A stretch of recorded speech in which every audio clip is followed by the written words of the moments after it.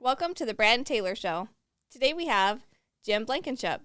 You're listening to the Brad and Taylor Show, a podcast that inspires entrepreneurs to pursue their passions. We're sitting down with some of the best to learn how they got started and some lessons they learned along the way. Hey, how are you? Wonderful, guys. Thanks for having me. Of Yeah, course. no problem. Well, let's get this started. Tell us a little bit about you. What do you do? So I'm a real estate agent in the Toledo, Ohio market.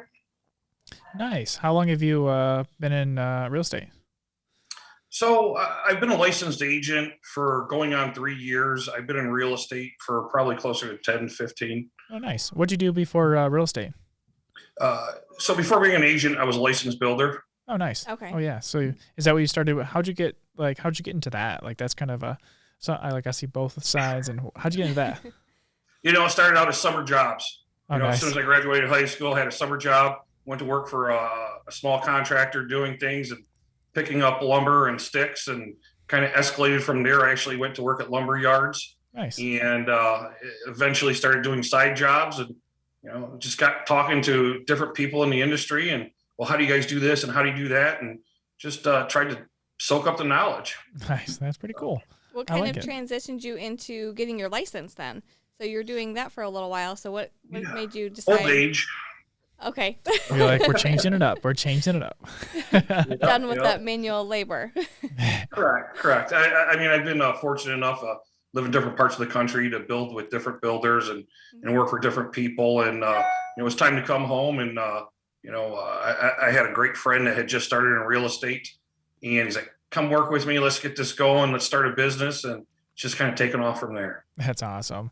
It's like. You're like, well, time to slow down a little bit. We'll do this. And all of a sudden you're like, oh man, this is even faster now. I know. I was going to say slow down. That's not much of a, Did you think that real estate was going to be slower? I absolutely thought real estate was going to be a whole lot slower, but it's definitely more fast paced. I will tell you that. Yes.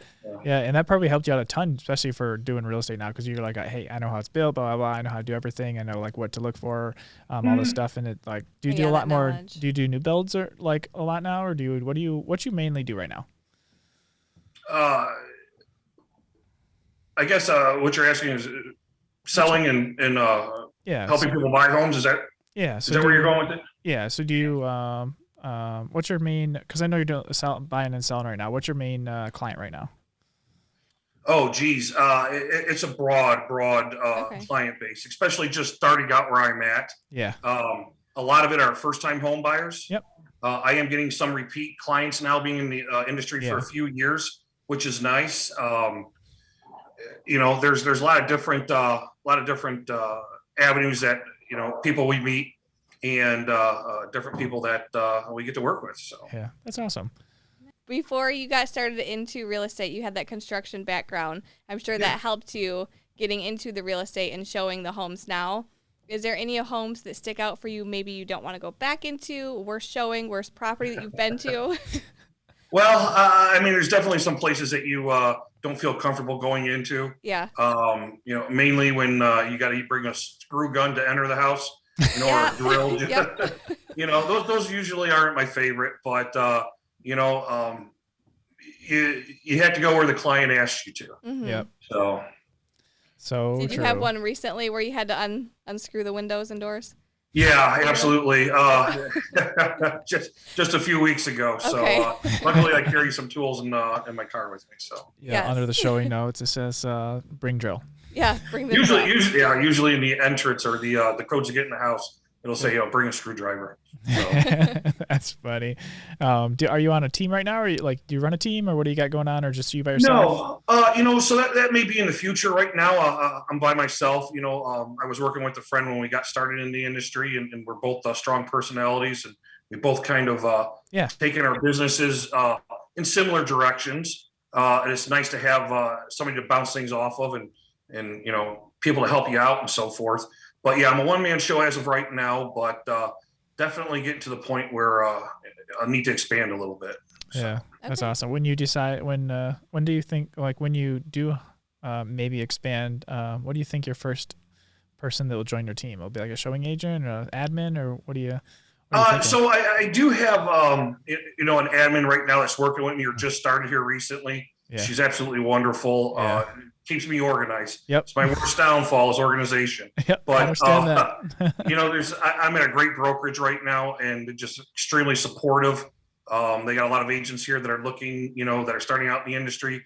So I guess I'd probably bring along somebody that maybe he's not as experienced, that wants a little help. I like to give back. Yeah, that's awesome. Definitely be probably more of a buyer's agent than a listing agent at that point. So. Yeah, for sure. That's awesome. Yeah. If you could start over today, I know you've been in it for the last 3 years, with your license, what's one thing that you would do differently as an agent? Oh, wow. Organization and a CRM system. Okay. I've always had one, never utilized it the way that I should. And it's something that why I brought an admin on to definitely help me organize that. It's a lot of follow-up, a lot of staying in touch. You grow what we call your sphere of influence, and that's staying in contact with past clients. They're always the least expensive to acquire a lead from a past client than it is to get a new client. Yeah. So, that's absolutely the first place I would start. So. What's your favorite way to reach out to those past clients? Do you do like postcards, or do you do like an email reminder, or how do you get in touch with people you've worked with in the past? So there's multiple different ways. Phone call obviously is the number one best. Mm-hmm. They like to hear you reach out every now and then just to hear your voice and let them know that you're still there to help if they ever need anything. But multiple email reminders, just newsletters, continually sending them, values of their home in case they decide they want to sell in the future, and just keeping them updated to what's happening in the industry. That's awesome. I know this industry is very crazy right now too, so maybe those little sneak peeks of what their home is valued as right now, that piques some interest. Yeah, absolutely. It does. So that's awesome. Do you have any business books that you've read that you could recommend to anybody starting out? Maybe someone who would be joining your team? Oh man, just probably some of the classics. You could go Think and Grow Rich, Napoleon Hill. Oh yeah. I really enjoy Rich Dad Poor Dad. That was a good book. Just business aspect, business minded, and I wish I would have read it years ago. I'd be in a different place. Yeah. So it's a pretty good one. Yeah. That's awesome. Well, before we go, how can people get a hold of you? Well, they can go to my website, thejimblankenship.com. They can reach me directly through Serenity Realty. My brokerage, call me on my phone, 419-603-9700. So I see it right there. I see it right there behind you. Exactly. I like it. Well, awesome. Hey, thanks for coming on and sharing your story with us today. Absolutely, guys. I really appreciate the time, and thanks for the invite. Are these working? All right. Here we go. Oh, there we go. I think they're working. Should we tell them? Mine keeps falling. It doesn't like my voice. What do we got to tell them? Subscribe.